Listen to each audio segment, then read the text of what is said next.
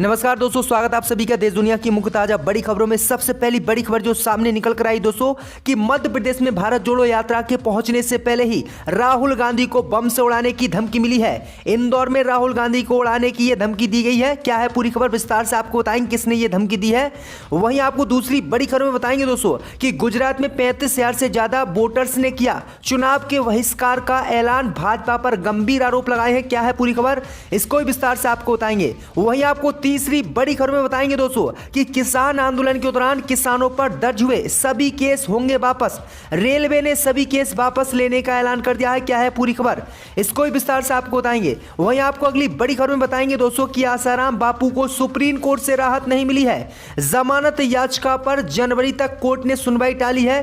क्या है पूरी खबर, विस्तार से इसको भी बताएंगे आपको। वहीं आपको अगली बड़ी खबर में बताएंगे दोस्तों कि मोदी सरकार पर बरसे सतपाल मलिक, बोले अग्निपथ योजना देश के लिए खतरनाक है, मोदी सरकार तत्काल इसको वापस ले। इसको ही पूरी विस्तार से खबर को बताएं क्या कुछ इन्होंने कहा है। वहीं आपको अगली खबर में बताएंगे दोस्तों कि यूपी में राम रहीम के सत्संग में विश्व हिंदू परिषद और बजरंग दल ने हंगामा किया है। बीच में यह कार्यक्रम रोका गया है। क्या है पूरी खबर, इसको ही बताएंगे। तो विस्तार से आप वीडियो को हमारे अंत तक देखते रहें और वीडियो को लाइक जरूर कर दें। इसी बीच पर तो दोस्तों अगली खबर की ओर तो कांग्रेस की भारत जोड़ो यात्रा मध्य प्रदेश आने से पहले राहुल गांधी को मिली बम से उड़ाने की धमकी, पुलिस में मचा हड़कंप। जब दोस्तों आपको बता दें कि भारत जोड़ो यात्रा के मध्य प्रदेश आने से पहले राहुल गांधी के नाम से धमकी भरी चिट्ठी मिलने से हड़कंप मच गया है। चिट्ठी में कांग्रेस नेता राहुल गांधी को बम से उड़ाने की धमकी दी गई है। इंदौर पुलिस अब इस मामले की जांच में जुट गई है। वायनाड से कांग्रेस सांसद राहुल गांधी को बम से उड़ाने का पत्र इंदौर में मिला। पता चला कि धमकी भरा पत्र शुक्रवार सुबह एक मिठाई की दुकान के बाहर एक अज्ञात शख्स छोड़ गया था। पुलिस आसपास लगे सीसीटीवी फुटेज के आधार पर आरोपी की तलाश में जुट गई है। दरअसल आपको बता दें कि चिट्ठी में भारत जोड़ो यात्रा के इंदौर पहुंचने पर राहुल गांधी को बम से उड़ाने की धमकी दी गई है। पुलिस ने आज तक को पुष्टि करते हुए बताया है कि अज्ञात शख्स के खिलाफ धारा 507 के तहत मामला दर्ज कर लिया गया है और जांच शुरू कर दी गई है। दरअसल आपको बता दें कि कांग्रेस की भारत जोड़ो यात्रा आज 72वें दिन में घुस गई है। वहीं कांग्रेस की भारत जोड़ो यात्रा इस समय महाराष्ट्र में है और ये कल जो है मध्य प्रदेश में प्रवेश करेगी। मध्य प्रदेश में प्रवेश से पहले ही राहुल गांधी को एक बड़ी धमकी दी गई है। इसी बीच पर तो दोस्तों अगली खबर की ओर तो गुजरात में 35,000 से ज्यादा वोटर्स ने किया चुनाव के बहिष्कार का ऐलान, भाजपा की बड़ी टेंशन। जब दोस्तों आपको बता दें कि गुजरात में इस साल विधानसभा चुनाव होने वाले हैं। 1 और 5 दिसंबर को गुजरात में वोटिंग होनी है।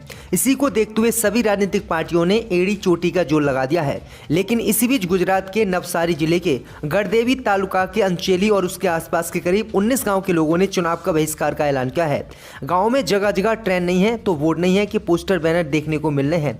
आपको बता दें कि अंचेली गाँव से महज 15 किलोमीटर दूर केसली गाँव में देश की पहली बुलेट ट्रेन के लिए स्टेशन बन रहा है। वहीं आपको बता दें कि लोगों ने कहा है कि इसी गांव में सिर्फ ट्रेनें आई हैं। अगर हमारे गांव में ट्रेनों की पटरी नहीं डाली गई और स्टेशन नहीं बनाए गए तो हम किसी भी कीमत पर इस बार मतदान नहीं करेंगे और मतदान का विरोध करेंगे। जिसके बाद भाजपा की टेंशन बढ़ गई है। इसी बीच पर तो दोस्तों अगली खबर की ओर तो आसाराम बापू को सुप्रीम कोर्ट से राहत नहीं, जमानत याचिका पर जनवरी तक टाली गई सुनवाई। यह दोस्तों आपको बता दें कि नाबालिग से रेप के आरोपों में जेल में बंद आसाराम बापू को सुप्रीम कोर्ट से आज राहत नहीं मिली है। सुप्रीम कोर्ट ने आसाराम की जमानत याचिका पर जनवरी तक सुनवाई टाल दी है।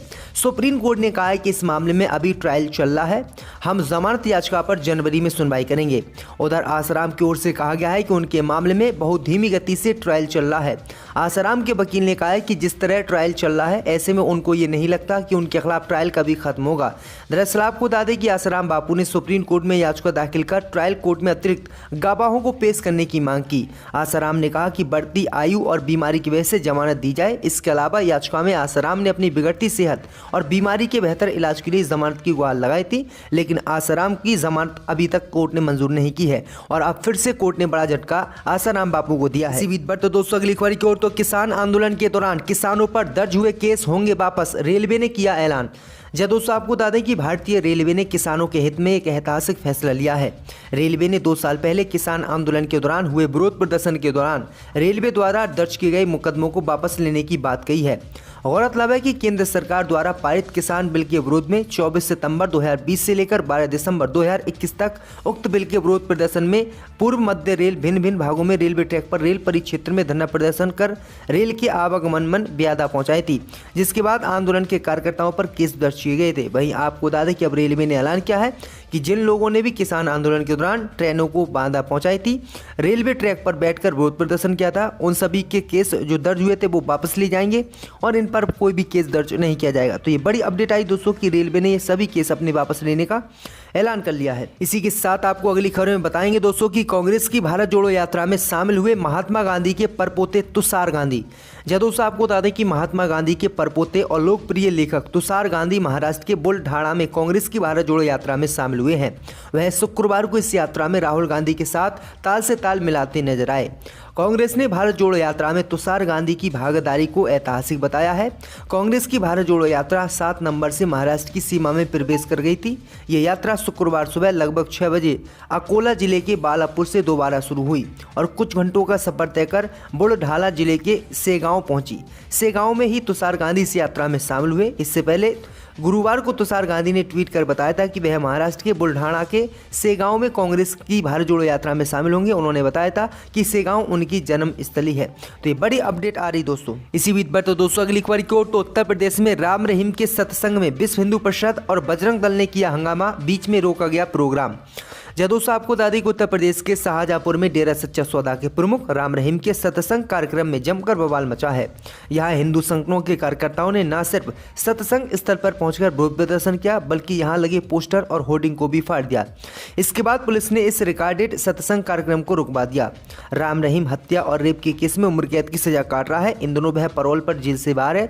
पुलिस के मुताबिक शाहजहांपुर के रेती में स्थित एक मैरिज लॉन में गुरुवार को राम रहीम के रिकॉर्डेड सत्संग का आयोजन किया जा रहा था।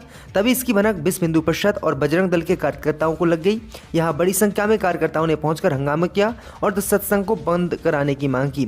इसके बाद विश्व हिंदू परिषद और बजरंग दल के कार्यकर्ताओं ने पुलिस को फोन पर कार्यक्रम की सूचना दी। तो ये बड़ी अपडेट आ रही दोस्तों। इसी बीच पर तो दोस्तों अगली खबर की ओर तो फारूक अब्दुल्ला ने नेशनल कॉन्फ्रेंस के अध्यक्ष पद से दिया इस्तीफा। दोस्तों आपको बता दें कि जम्मू कश्मीर के पूर्व सीएम डॉक्टर फारूक अब्दुल्ला ने नेशनल कॉन्फ्रेंस के अध्यक्ष पद से आज इस्तीफा दिया है। श्रीनगर में अपनी पार्टी कार्यकर्ताओं को संबोधित करते हुए उन्होंने कहा कि उनका स्वास्थ्य उन्हें अब पार्टी का नेतृत्व करने की अनुमति नहीं देता है। अब नए पार्टी अध्यक्ष का चुनाव 5 दिसंबर को होगा। उमर अब्दुल्ला को नए पार्टी प्रमुख के रूप में सर्वसम्मति से चुने जाने की उम्मीद है। मीडिया रिपोर्ट के मुताबिक नेशनल कॉन्फ्रेंस के प्रवक्ता तनवीर आदि के फारूक अब्दुल्ला के पद छोड़ने की पुष्टि की है। उनके मुताबिक अब जल्द ही अध्यक्ष पद के चुनाव के लिए नोटिफिकेशन जारी किया जाएगा। फिलहाल अध्यक्ष चुने जाने तक फारूक अब्दुल्ला पार्टी चीफ बने रहेंगे। इसी बीच पर तो दोस्तों अगली खबर की ओर तो मोदी सरकार पर बरसे सतपाल मलिक, बोले अग्निपथ योजना देश के लिए खतरनाक। दोस्तों आपको बता दें कि मेघालय के पूर्व राज्यपाल सतपाल मलिक ने एक बार फिर से केंद्र की मोदी सरकार की योजना पर सवाल उठाए हैं। उन्होंने गुरुवार को रक्षा बलों में अग्निपथ योजना के जरिए संविदा नियुक्ति को तुरंत वापस लेने की मांग की है। उन्होंने कहा कि अग्निपथ योजना देश के लिए बेहद खतरनाक है। जयपुर में मीडिया से बातचीत करते हुए मलिक ने मोदी सरकार पर निशाना साधते हुए कहा कि उन्हें नहीं पता है कि वे देश को कितना नुकसान पहुंचा रहे हैं। अग्निपथ योजना देश के लिए बेहद खतरनाक है। सरकार को इसे तुरंत वापस लेना चाहिए और पेंशन जैसी सुविधाओं के साथ पूर्णकालिक नौकरी योजना वापस देनी चाहिए। तो ये बड़ी अपडेट आ रही दोस्तों।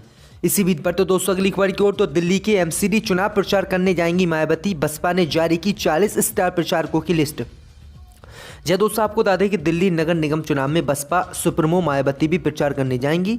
बसपा ने एमसीडी चुनाव के लिए शुक्रवार को 40 स्टार प्रचारकों की सूची जारी कर दी है।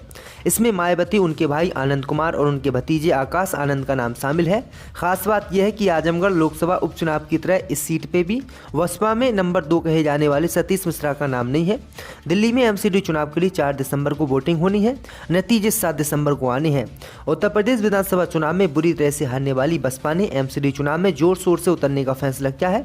बसपा ने सभी 250 सीटों पर अपने उम्मीदवार उतारे हैं। तो ये बड़ी अपडेट आ रही दोस्तों। इसी बीच पर तो दोस्तों अगली खबर की ओर तो कांग्रेस की भारत जोड़ो यात्रा में पहुंची 93 साल की लीलाबाई। 1942 के भारत जोड़ो आंदोलन में भी लिया था हिस्सा। दोस्तों आपको बता दें कि कांग्रेस की भारत जोड़ो यात्रा इन दोनों महाराष्ट्र में है। राहुल गांधी के नेतृत्व में निकाली जा रही इस यात्रा में गुरुवार को 93 साल की लीलाबाई भी शामिल हुई। खास बात यह है कि लीलाबाई ने 1942 के भारत जोड़ो आंदोलन में भाग लिया था। वे गुरुवार को महाराष्ट्र के बालापुर के पास भारत जोड़ो यात्रा में शामिल हुई। राहुल गांधी समेत तमाम नेताओं ने लीलाबाई की फोटो शेयर की। राहुल गांधी ने अपने ट्विटर अकाउंट पर इस फोटो को ट्वीट किया और कहा कि 1942 के भारत छोड़ो से 2022 के भारत जोड़ो तक देश से प्यार करने वाले हर संघर्ष के लिए तैयार रहें। लीलाबाई जी, आपका और आपके परिवार का त्याग अमूल्य है। हम हर कीमत पर देश की आज़ादी और संविधान की रक्षा करेंगे। तो ये बड़ी अपडेट आई दोस्तों कि कांग्रेस नेता राहुल गांधी के समर्थन में इससे पहले बॉलीवुड के कई स्टार्स आए थे। उन्होंने भी राहुल गांधी की भारत जोड़ो यात्रा का समर्थन किया था, जो बीजेपी के लिए सबसे बड़ा खतरा माना जा रहा है। बता दें कि बीते ही दिनों ये लद्दाख जाने वाले थे। लद्दाख में ये एक जनसभा को भी संबोधित